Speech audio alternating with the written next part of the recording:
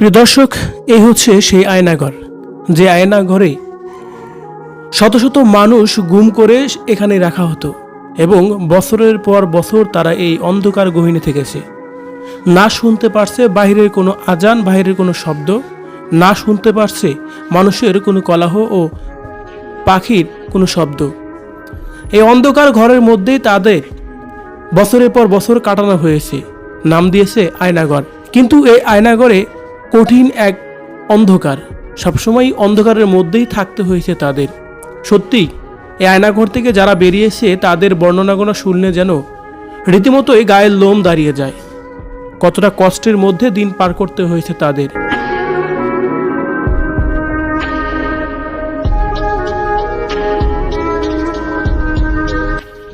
গহীন এই আয়নাঘরের ভিতরে আপনি থাকলে কতদিনই বা থাকতে পারতেন?